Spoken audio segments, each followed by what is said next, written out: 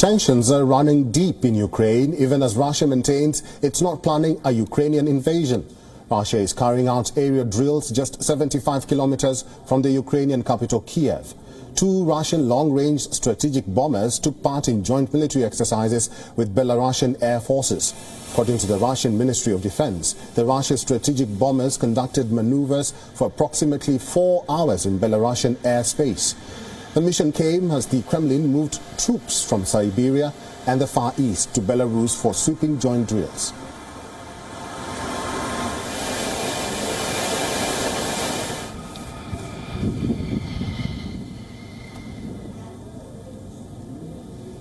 Satellite images taken on Friday show heavy Russian military deployments in southern Belarus, aircraft, troops and air defense systems at military bases in 3 towns. U.S. officials say Russia has put in place about 70% of combat power it believes Moscow would need for a full-scale invasion of Ukraine, and is sending more battalion tactical groups to the border. In the last 2 weeks, the number of battalion tactical groups in the border region has risen to 83 from 60, and 14 more are in transit by Russian military units. Meanwhile, Ukraine received another consignment of weapons from the United States as part of defensive aid totaling $200 million. Washington has said it would continue to support Ukraine amid concerns over tens of thousands of Russian troops on its border.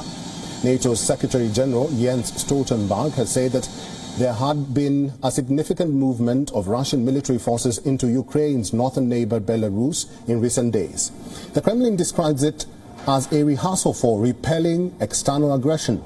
The Allied Resolve exercises will be running until February 20th. Moscow says its forces will withdraw after the drills.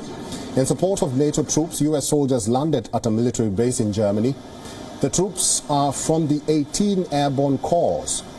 And as NATO looks to reinforce its eastern flank, senior members of the U.S. military arrived in Poland. The military deployment is part of the Western Allies' reaction to Russia's military presence near the Ukrainian border.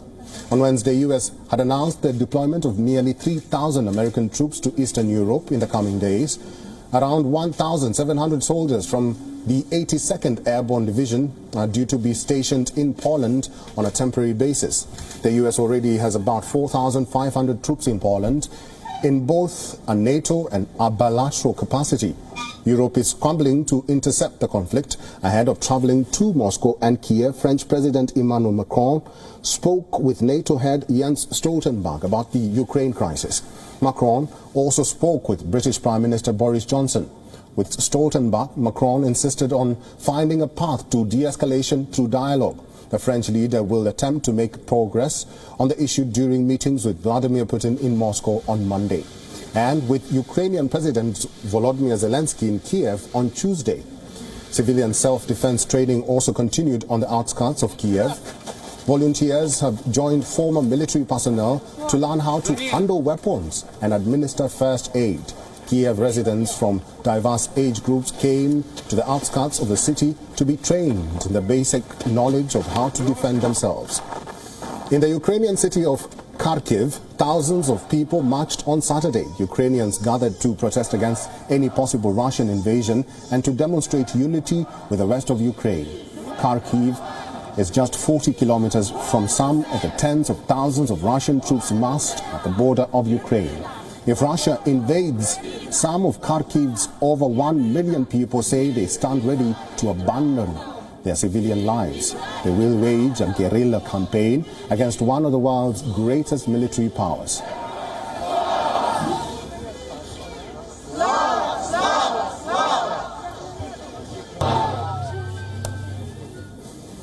Well, for more updates on this, our executive editor Palki Sharma is joining us live from Ground Zero. Palki, good to see you and welcome to this broadcast. You are at the epicenter of the conflict. Yesterday you reported on the military presence in northern Ukraine.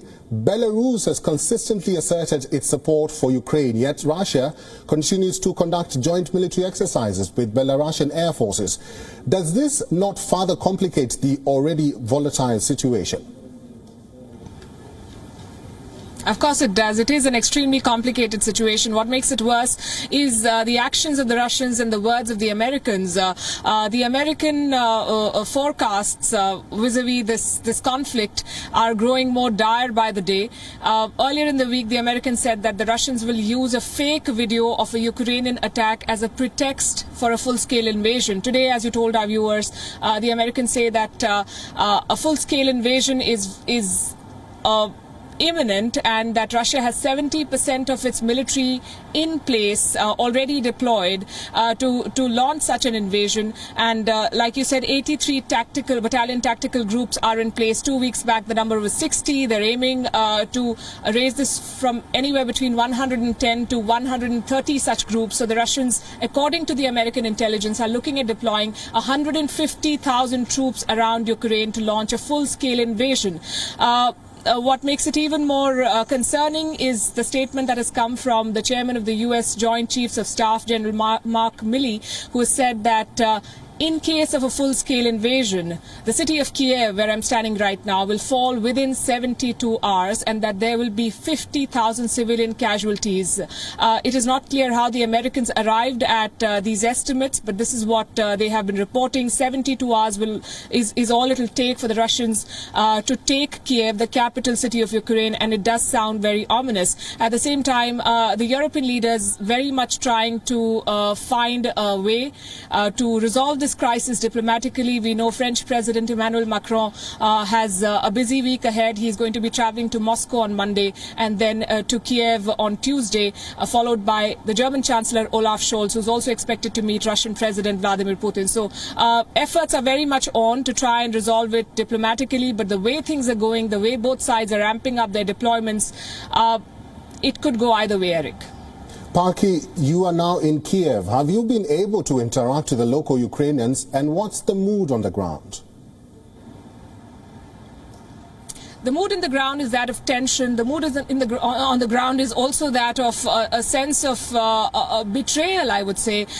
The Ukrainians feel that while their government is not adding to the war rhetoric, you would not have heard any statement from President Volodymyr Zelensky or his team on an imminent invasion from Russia. They very much want to resolve this diplomatically. At the same time, you showed our viewers images from Kharkiv, which is a town which is barely 42 kilometers from the Russian border, and President Zelensky said that in case of an invasion, the city of Kharkiv, the eastern industrial city, is at the risk of falling to the Russians. So those demonstrations are very much on. But the government here in Kiev wants to avert a war, and the people of Kiev and the people of Ukraine say that this does not help them, and that while the Western side, the Western allies are adding troops, are sending equipment, they may not really fight the war if it comes to that.